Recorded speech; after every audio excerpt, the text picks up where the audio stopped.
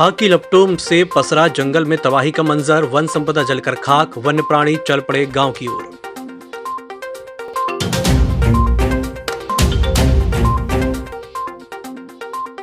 बिना मास्क के चल रहे वाहन चालकों के कटने लगे चालान।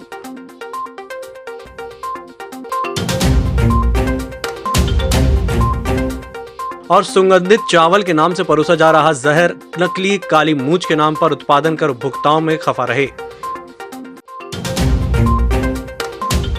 नमस्कार, बालाघाट लाइव के इस बुलेटिन में आपका स्वागत है। मैं हूं आपके साथ आकाश। बालाघाट जिले के वन क्षेत्रों और पहाड़ियों पर आग लगातार बेकाबू होती जा रही है, जिससे वन विभाग कमला गहरी चिंता में पड़ गया है। तो वहीं कर्मचारी और वन समितियों से जुड़े श्रमिक जंगलों में फैलती आग को बुझाने में प्रयासरत तो हैं ही, लेकिन सफलता हाथ नहीं लग रही। पहाड़ियों पर आग की लपटें दूर से ही अग्नि ज्वाला के रूप में नजर आ रही हैं। पिछले एक हफ्ते से जंगलों में बेकाबू हुई आग लाख कोशिशों के बाद भी थमने का नाम नहीं ले रही। भयावह आगजनी की घटना को लेकर वन विभाग की भूमिका बेहद संदिग्ध है, जिसको लेकर अब उच्च स्तरीय जांच किए जाने की मांग उठने लगी है। आपको बता दें कि बालाघाट से लगभग 15-20 किलोमीटर दूर धपेवाड़ा, बिट, पंचेरा, समनापुर, आमगांव, गांगुलपारा, लालबर्रा, सोनेवानी समेत अन्य गांव के जंगलों और पहाड़ों में आग की लपटें उठ रही हैं। तो वहीं आग से हजारों एकड़ के जंगलों में तबाही के मंजर साफ साफ देखे जा सकते हैं। कोरोना संक्रमण को रोकने के लिए जहां पुलिस और नगरपालिका प्रशासन के द्वारा रोको टोको के तहत शहर के सभी चौक चौराहों पर तैनात होकर बिना मास्क के वाहन चालकों के चालान काटकर उन्हें मास्क लगाने की समझाइश दी जा रही है, वहीं रविवार की सुबह से ही शहर के मोतीनगर, आंबेडकर चौक, हनुमान चौक सहित अन्य चौक चौराहों पर चप्पे चप्पे पर पुलिस तैनात रही। इसके बाद भी लोगों का हुजूम सड़कों पर नजर आ रहा था। इस हुजूम को रोकने के लिए पुलिस ने इन्हें रोका और टोका, इसके बाद समझाइश दी। हालांकि उन्होंने पुलिस को बाहर निकलने के ऐसे ऐसे बहाने बताए कि पुलिस भी चौंक गई। मध्य प्रदेश में बालाघाट कृषि प्रधान प्रमुख धान उत्पादक जिले के रूप में पहचाना जाता है। यहां उत्पादित की जाने वाली चिन्नौर प्रजाति की धान और उससे बनाए जाने वाले सुगंधित चावल की विशेष मांग उपभोक्ताओं में बनी रहती है। वर्षों पूर्व चिन्नौर धान की पैदावार बड़े रकबे में ली जाती थी, लेकिन अब उसका उत्पादन सीमित रकबे में किया जा रहा है। यह भी उल्लेखनीय है कि बालाघाट जिले में मात्र 13 हेक्टेयर क्षेत्र में 50 क्विंटल काली मूंछ धान का उत्पादन प्रायोजित तौर पर किया जा रहा है। इस धान से महज 30 क्विंटल काली मूंछ चावल का उत्पादन संभावित है, लेकिन इसके विपरीत प्रतिदिन हजारों क्विंटल चावल राइस मिलर्स नकली काली मूंछ सुगंधित चावल के नाम पर उत्पादित कर उपभोक्ताओं में खपा रहे हैं। उप संचालक कृषि CR गौर ने काली मूंछ चावल के उत्पादन की मात्रा के आंकड़ों की आधिकारिक तौर पर पुष्टि की है। बालाघाट के लालबल्ला क्षेत्र के बिरसोला ग्राम में प्रति वर्ष अनुसार इस वर्ष भी स्वर्गीय कुशनाजी चौड़े की स्मृति में 2 दिवसीय बैल जोड़ी पट प्रतियोगिता आयोजित हुई। रविवार को फाइनल दौड़ संपन्न हुई। पट प्रतियोगिता में जिले की बैल जोड़ी के अलावा अन्य जिलों की जोड़ी भी शामिल हुई। बैल जोड़ी पट देखने के लिए दर्शकों की बड़ी संख्या में भीड़ रही। बालाघाट जिले के स्वयंसेवी संस्थाओं के गठन के लिए रविवार को स्थानीय मोती गार्डन में बैठक आयोजित की गई।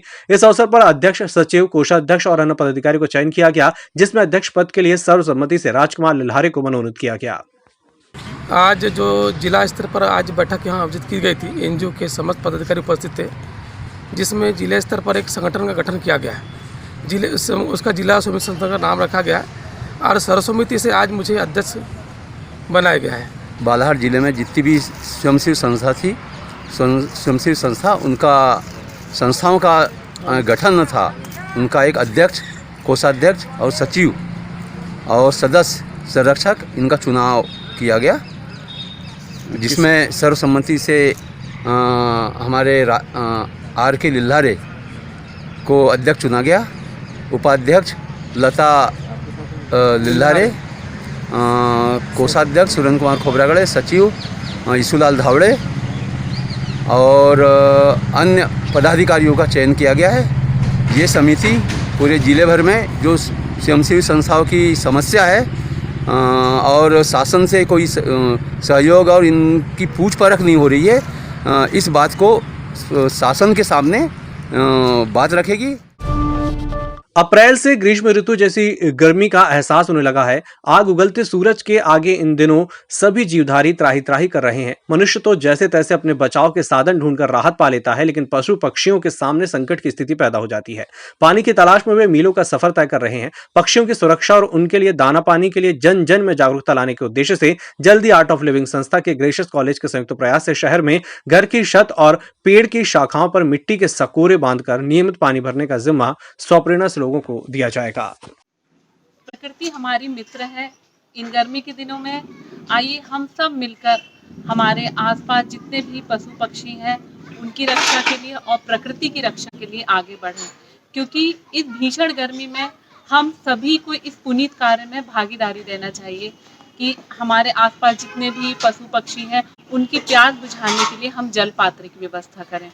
आगामी दिनों में आर्ट ऑफ लिविंग की संस्था के द्वारा और नर्सिंग कॉलेज के द्वारा बालाघाट नगर में जल पात्र लगाए जाएंगे, लेकिन इन जल पात्रों को भरने के लिए हम सभी को आगे आना होगा, हम सभी को इस पुनीत कार्य में भागीदारी देनी होगी।